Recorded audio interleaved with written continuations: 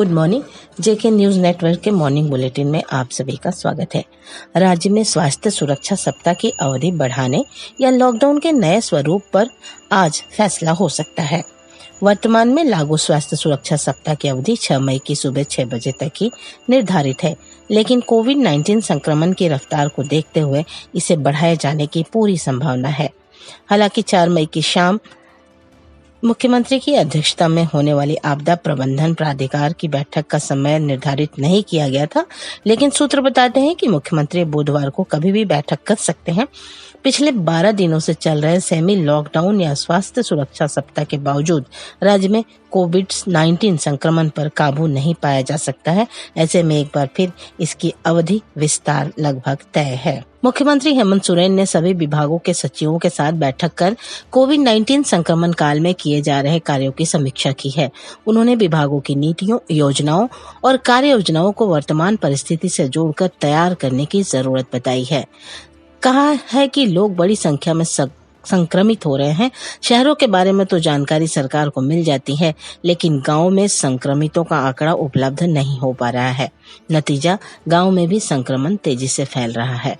मुख्यमंत्री ने कहा कि ग्रामीण इलाकों में कोविड संक्रमितों और उसके कारण जान गंवाने वालों की प्रोफाइल तैयार की जाए और ग्रामीण इलाकों में संक्रमण के कारण मृत्यु हो जाने पर परिजनों को कोविड टेस्ट कराना सुनिश्चित किया जाए। मुख्यमंत्री ने कहा कि राज्य की चिकित्सा सहायता योजना का लाभ कोविड-19 संक्रमितों को मिलना चाहिए। उन्होंने योजना को कोविड-19 के हिसाब से पुनरीक्षित करने की जरूरत बताई है। कहा कि सरकार संक्रमण से होने वाली मृत्यु के मामले में आश्रितों को परिवार लाभ से योजना जोड़ने की तैयारी कर रही है। बिहार के मुख्यमंत्री नीतीश कुमार ने कोविड के मामलों में बढ़ोतरी के कारण राज्य में बुधवार से 15 मई तक लॉकडाउन लागू करने की मंगलवार को घोषणा कर दी है।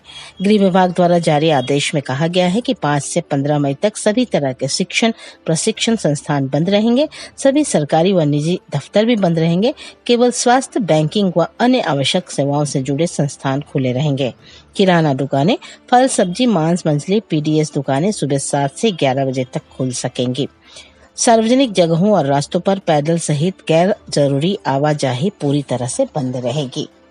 ट्रेड यूनियन संयुक्त मोर्चा ने कोविड महामारी की विकट स्थिति को देखते हुए 6 मई को आहूत हड़ताल को स्थगित कर दिया है। मोर्चा की बैठक मंगलवार को एटक के राष्ट्रीय सचिव विद्यासागर गिरी की अध्यक्षता में हुई। बैठक में कोविड महामारी और उससे आए संकट के कारण 6 मई को सेल व्यापी लंबित वेतन समझौता, मजदूरों के खिलाफ प्रबंधन द्वारा की गई कार्रवाई आदि पर गंभीरता से विचार किया गया। श्री गिरी ने कहा कि कोरोना महामारी के चलते कर्मचारियों व उनके आश्रितों की दर्दनाक मौतें हो रही हैं। इतनी कठिन परिस्थिति में ऑक्सीजन की निर्बाध उत्पादन कर पूरे देश की जीवन रक्षा करने का काम मजदूर कर रहे हैं।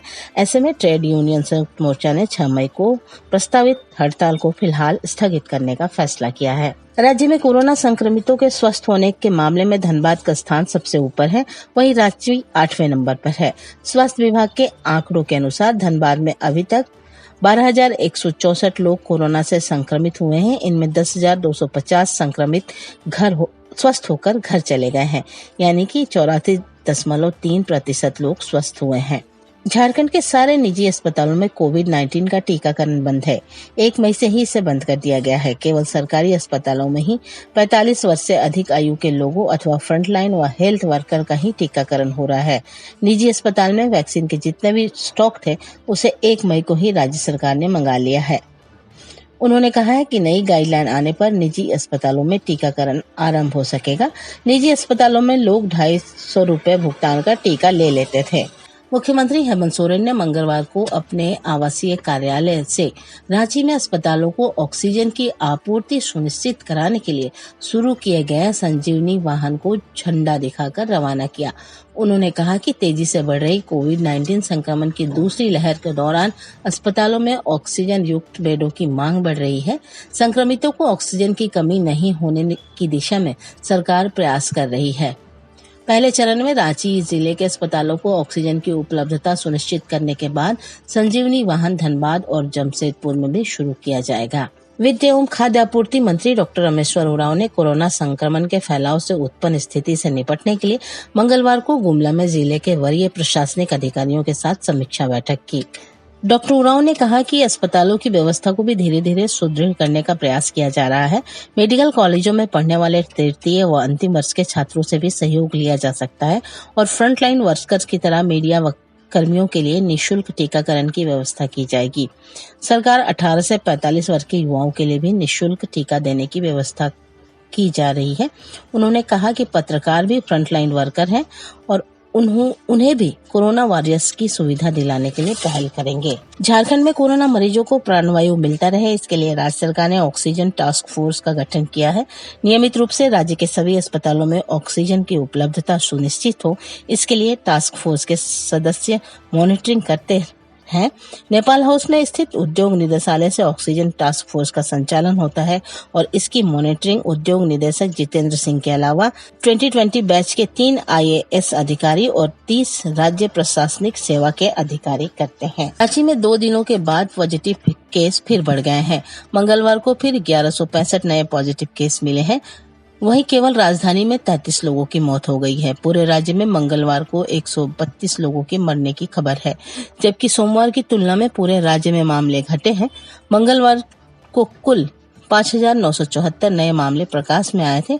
वहीं 5,810 लोग डिस्चार्ज होकर घर भी गए हैं। कोरोना वायरस की दूसरी लहर पहली लहर से ज्यादा खतरनाक हो चुकी है। कोरोना का दूसरा स्ट्रेन तेजी से लोगों को अपनी चपेट में ले रहा है। इससे संक्रमितों की संख्या निरंतर बढ़ती जा रही है। अस्पतालों में गंभीर अवस्था में संक्रमित भर्ती हो रहे हैं। इस कारण डॉक्टरों को भी इलाज करने में परेशानी हो रही है। हालांकि इस बीच राहत की बात यह है कि प्रोन वेंटिलेशन यानी छाती के बल सोना तकनीक फेफड़ा को स्वस्थ करने में मददगार साबित हो रही है और डॉक्टर दवा के साथ साथ इस तकनीक का भी प्रयोग कर रहे हैं। प्रोन वेंटिलेशन तकनीक एक्यूट रेस्पिरेटरी डिस्ट्रेस सिंड्रोम में अपनाई जाती है। प्रोन वेंटिलेशन में मरीज को उल्टा कर लिटा दिया जाता है। इससे लंग में मौजूद फ्लूइड इधर उधर हो जाता है और फेफड़े में ऑक्सीजन पहुंचने लगता है। फेफड़े का फैलाव ज्यादा होता है और लंग्स सिकुड़ता नहीं। इससे मरीजों को राहत भी होती है। झारखंड में बिजली वितरण निगम ने कहा है कि कोरोना काल में मीटर रीडिंग को लेकर समस्या आ रही है। ऐसे में लोग स्वेच्छा से बिल जमा करें। बिल काउंटर पर या ATP मशीन के माध्यम से जमा करने का आग्रह किया है। दूसरी ओर राज्य में कोरोना संक्रमण का खतरा बढ़ा हुआ है।